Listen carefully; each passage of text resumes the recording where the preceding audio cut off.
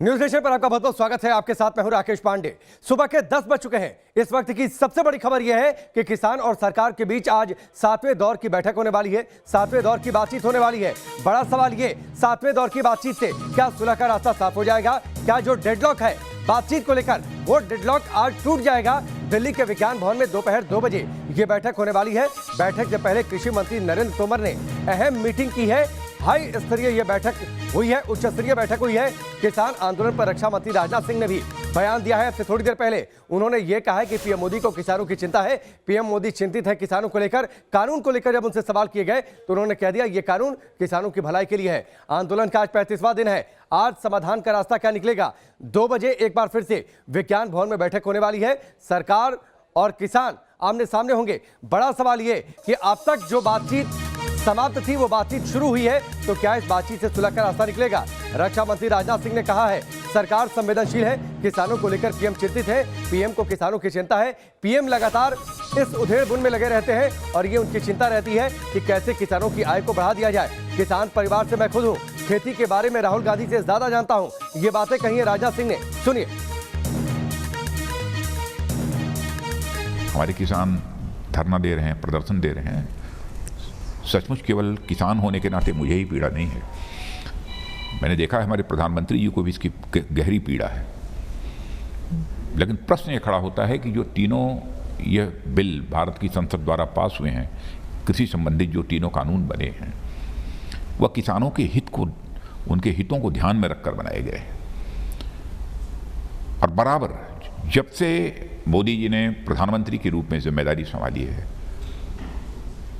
क्योंकि मैं कैबिनेट का एक सीनियर मोस्ट मेंबर होने के नाते मैं कह रहा हूं कि उनके साथ बराबर हर मुद्दों पर बातचीत करने का मुझे अवसर भी मिला है। मैंने देखा है कि किसानों को लेकर बराबर उन्होंने अपनी चिंता व्यक्त की है।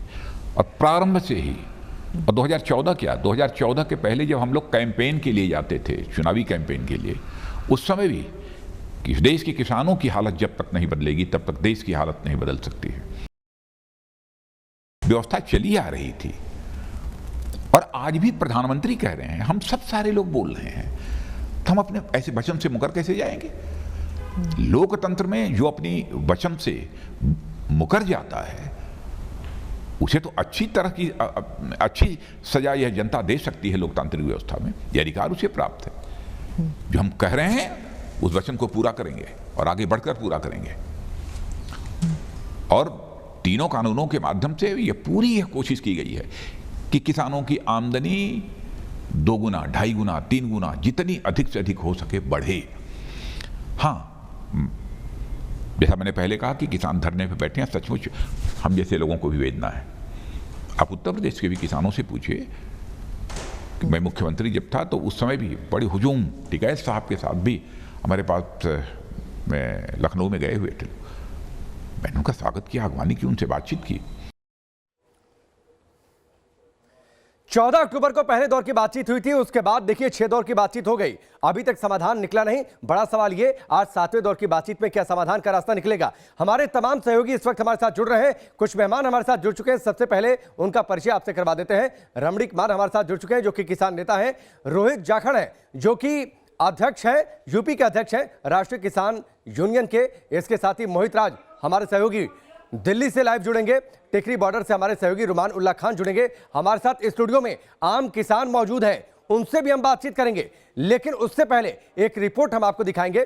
किसानों और सरकार के बीच आज होने वाली है 7वें दौर की बातचीत। इस पर पूरे देश की निगाहें टिकी हुई हैं। हालांकि किसानों ने सरकार को अपने एजेंडे की याद दिला दी है, जिसमें वो तीनों कृषि कानूनों के साथ ही बिजली से जुड़े एक कानून को वापस करने की मांग पर अड़े हुए हैं। इधर केंद्रीय गृह मंत्री अमित शाह की अगुवाई में हुई मंत्रियों की बैठक के बाद कृषि मंत्री ने भरोसा जताया है कि आज बातचीत के सकारात्मक नतीजे निकल सकते हैं।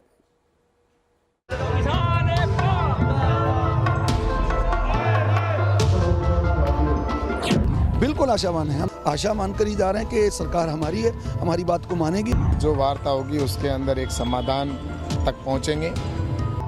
मंगलवार को किसानों के साथ 7वें दौर की बैठक से पहले केंद्रीय गृह मंत्री अमित शाह के घर ग्रुप ऑफ मिनिस्टर्स की बैठक हुई।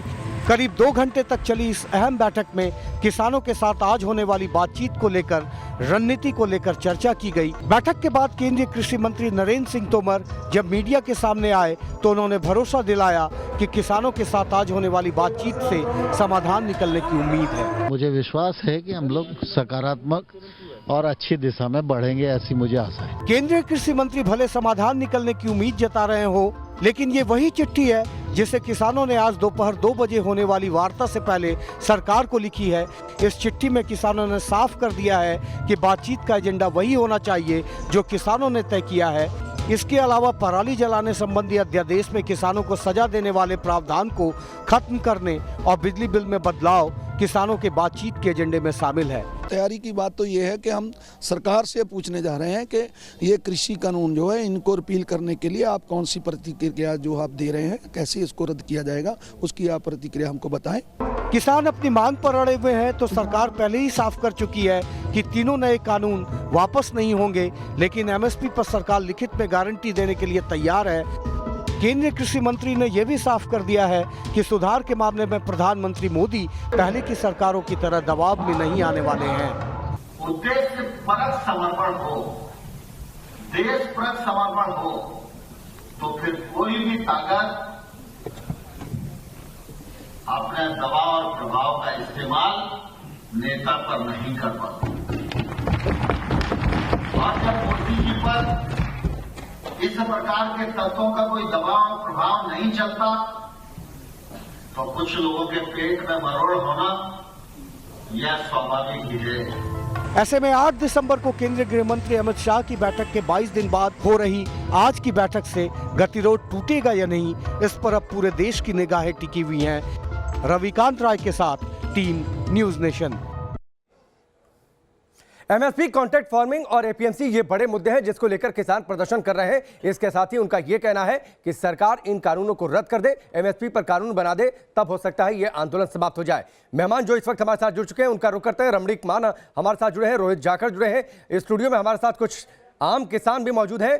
मोहित राज दुबे दिल्ली से हमारे साथ जुड़े हैं, टिकरी बॉर्डर से रुमानुल्लाह खान और मोहित बख्शी सिंधु बॉर्डर से। सबसे पहले मोहित बख्शी मैं आपके पास आता हूं, बताइए सिंधु बॉर्डर पर क्या किसानों की तैयारी है? आज 2 बजे बातचीत होनी है, इसके लिए किसान किस मूड के साथ पहुंच रहे हैं सरकार के सामने?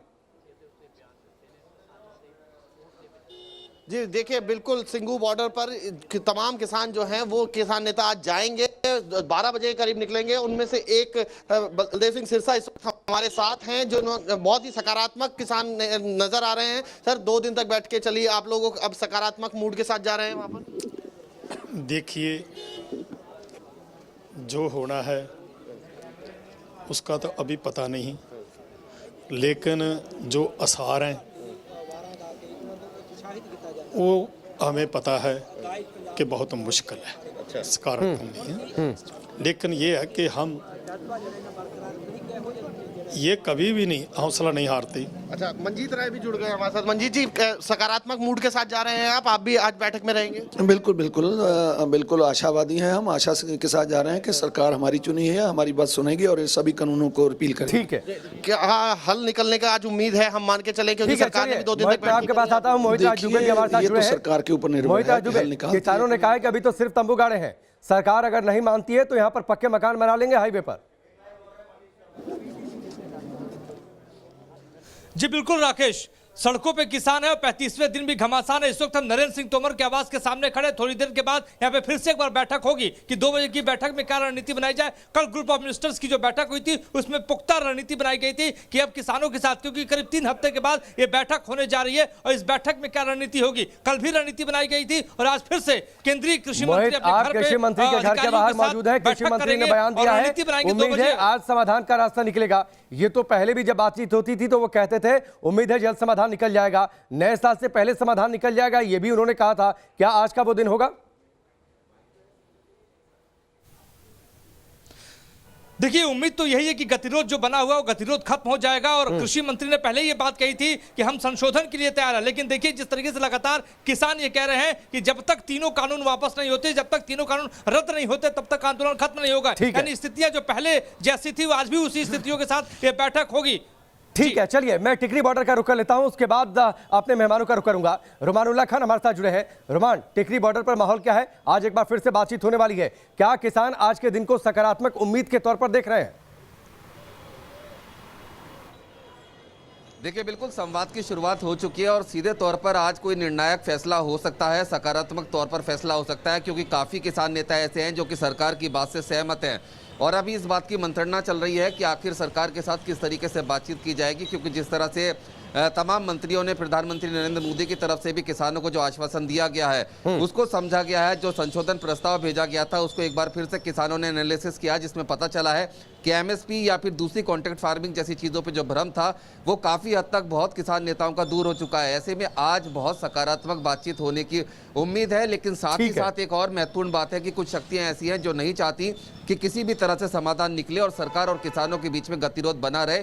वो भी अपनी पूरी ताकत आज की मीटिंग को लेकर लगा रही है। ठीक है, चलिए रुमान, हम आपके पास आएंगे। रमणीक मान, आप लोगों ने तो जिद पकड़ रखी कि सरकार कानून को रद्द करे तो ही ये आंदोलन समाप्त होगा। सरकार कह रही है कानून रद्द तो नहीं होगा, लेकिन आप जो सुझाव दीजिए उस सुझावों को शामिल कर लेंगे, संशोधन हम कर लेंगे। अगर ये जिद रही तो क्या तय है कि बातचीत का आज कोई समाधान निकलने वाला है?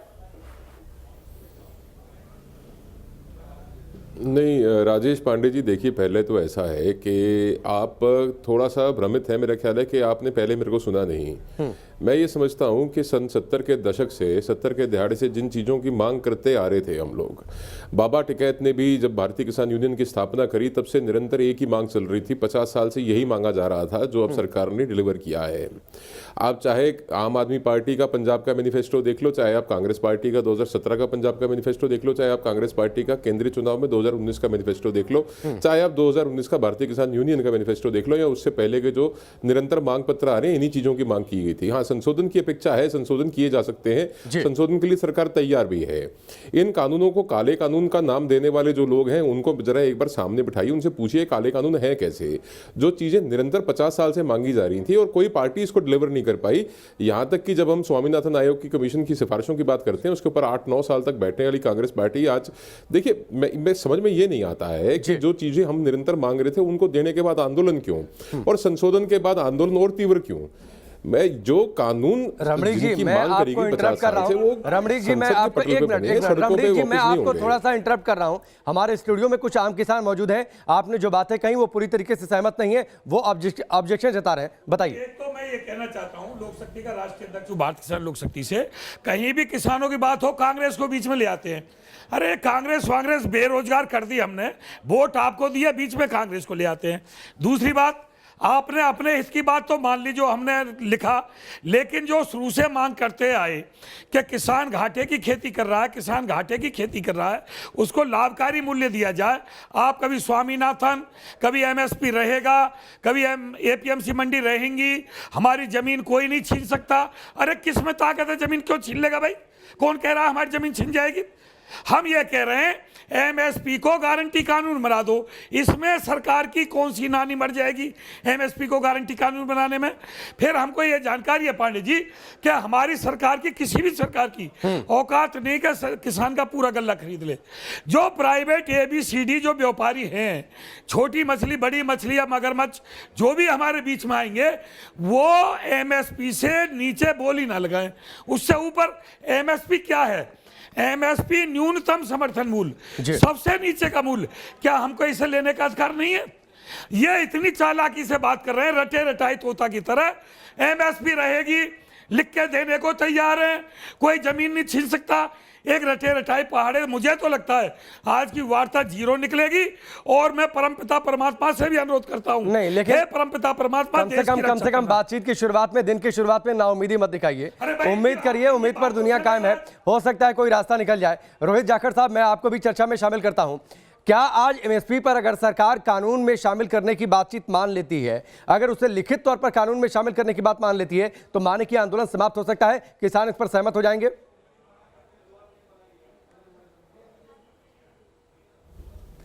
एमएसपी के बारे में बार बार, ठीक है, मैं आता हूं रोहित जाखड़ जी, मैं आता हूं। इस बीच बड़ी खबर आ रही है। बड़ी खबर यह है कि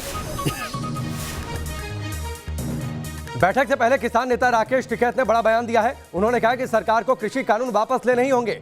अगर सरकार इन कानूनों की वापसी की बातचीत पर सहमत नहीं होती है तो ये आंदोलन समाप्त होने वाला नहीं है। कृषि कानून की वापसी पर ही सरकार से बातचीत होगी। पहले ही किसानों ने जो सरकार को प्रस्ताव भेजा था उसमें यह बातचीत तय कर दी थी कि कानून कैसे रद्द किए जाएं, इस पर बातचीत होगी, लेकिन रद्द करने पर सहमति सरकार को देनी होगी। सुनिए क्या कुछ कहा राकेश टिकैत ने। ना प्रोटेस्ट ना खत्म होता अगर सरकार बिल वापसी नहीं लेगी, प्रोटेस्ट नहीं खत्म होता, बिल वापसी ही सरकार को लेने पड़ेंगे, संशोधन पे नहीं बात बनेगी। हित कैसे, मतलब हित होता तो हम इन्हीं कानूनों को ना मान लेते। ये तो किसानों के बर्बादी के कानून हैं, ठीक है। किसान कैसे बर्बाद होगा देश का, ये कानून के दायरे में ले आए इसको। राकेश टिकैत को आपने सुना। रोहित जाखड़ जी, अब आप अपनी बात पूरी करिए।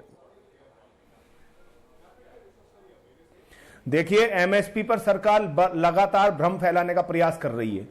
एमएसपी है, एमएसपी थी, एमएसपी रहेगी। किसान की मांग है कि एमएसपी को विधिक कानून बनाया जाए, दंडात्मक कार्रवाई हो अगर एमएसपी से नीचे कोई सामान किसान का खरीदता है। क्या किसान की यह भी स्वायत्ता नहीं कि वो अपने माल का मिनिमम प्राइस ले सके? अब एमएसपी क्या थी? 1750 मक्का की थी और 700 रुपए क्विंटल बिकी, तो फिर ये एमएसपी के क्या मायने रह गए? देखिए, कानून, कृषि कानून किसी भी स्तर पर किसान से कोई सरोकार नहीं रखता।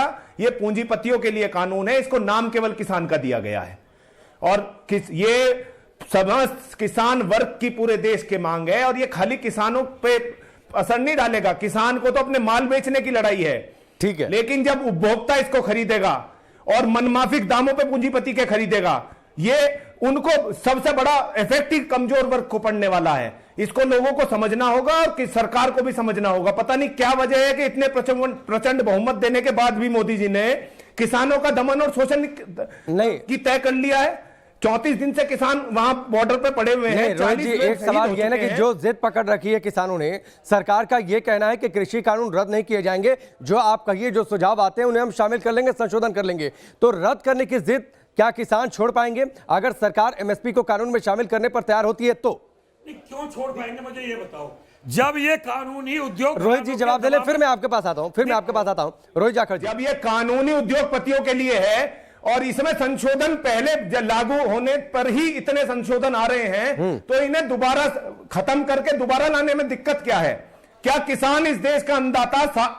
60 करोड़ लोग किसान हैं, कृषि वर्ग आधारित है, 70% आबादी इस देश की, और इस कानून से खाली किसान पे फर्क नहीं पड़ेगा, किसान का माल बेचने पे फर्क पड़ रहा है और बाकी लोगों का मजलूम मजबूर जो मध्यम लोअर मिडिल क्लास है, जो मजदूर वर्ग है, उन लोगों वो खरीदेंगे कैसे इस माल को जब पूंजीपति अपने मनमाफिक रेटों पे बेचेंगे? ठीक है, एक ब्रेक का वक्त हो गया है। रोहित जी आप अपनी बात पूरी करिएगा। वक्त यहाँ पर एक ब्रेक का है, ब्रेक के उस पार भी आएंगे तो हमारी ये चर्चा लगातार चलती रहेगी कि क्या आज 7वें दौर की बातचीत से पहले, क्या नए साल के आगमन से 2 दिन पहले समाधान का कोई रास्ता निकल जाएगा और नए साल में हम जब प्रवेश करेंगे तो कम से कम दिल्ली की दहलीज से किसानों का आंदोलन समाप्त हो चुका रहेगा। जल्द वापस लौटते हैं।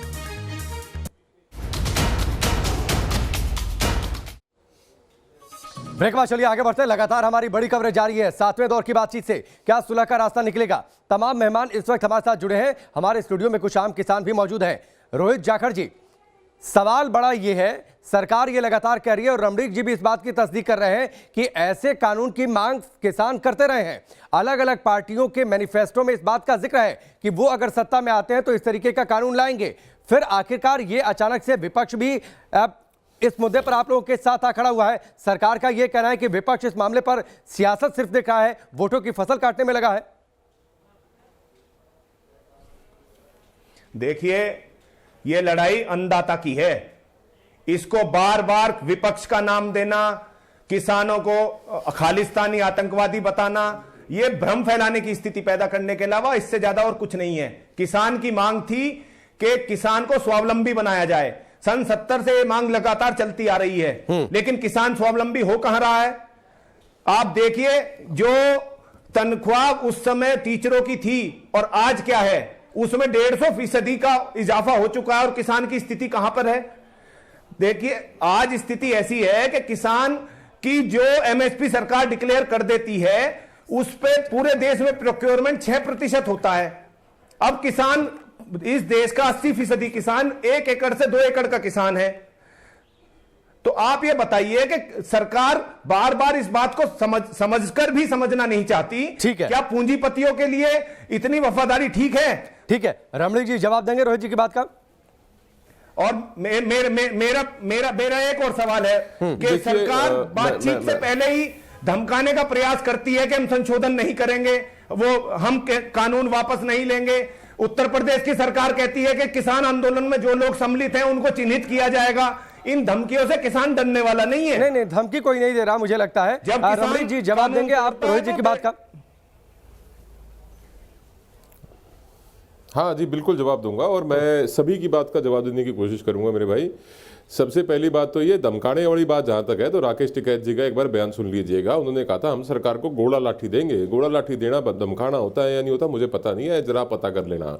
दूसरी बात ये है कि 4 जून 2020 को ये राकेश टिकैत जी का हिंदुस्तान अखबार में एक बयान छपा था। अरे या ऐसे नहीं, आप बीच में नहीं, ऐसे नहीं। तो 4 जून 2020 को एक बयान हिंदुस्तान अखबार में छपा था राकेश टिकैत का, और आज का बयान उनका सुन लीजिए और 4 जून का उठा के पढ़ लीजिए, आपको पता लग जाएगा कि उनके बीच में कितना आपस में अंतर्द्वंद है। एक ही व्यक्ति के 2 अलग अलग बयान है, पढ़ लीजिएगा। तीसरी बात, अभी मेरे किसी भाई ने कहा कि ये एमएसपी को गारंटेड कानून बनाना। देखिए, एमएसपी मिनिमम सपोर्ट प्राइस है जो सरकार ने आश्वस्त किया था 65 की जंग के बाद, और इसको कवर किया गया था सिर्फ आर्म्ड फोर्सेस के लिए, सैनिक बलों के लिए। उसके बाद ये एमएसपी जो है ये कवरेज बढ़ा है इसका, और जो हमारा जो गरीबों का राशन है, जो पब्लिक डिस्ट्रीब्यूशन सिस्टम है पीडीएस है, उसके लिए इसकी प्रोक्योरमेंट करी गई। ये गारंटेड प्राइस जो है सरकार देती है, और मंडियों के अंदर आज से नहीं 20 सालों से देख रहा हूं कि जब तक एमएसपी होता है तब तक तो वो प्राइस मंडी में खरीदा जाता है और उसके बाद वो प्राइस गिर जाता है। देखिए, जो भी कोई फसल है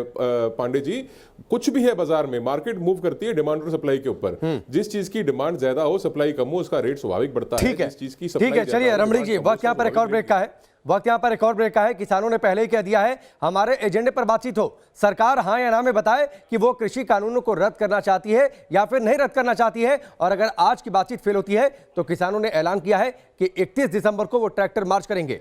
जल्द वापस लौटते हैं ब्रेक के बाद। ब्रेक के उस पार कुछ और सहयोगी हमारे साथ जुड़ चुके हैं, हिमांशु भी जुड़ चुके हैं, उनसे हम बातचीत करेंगे।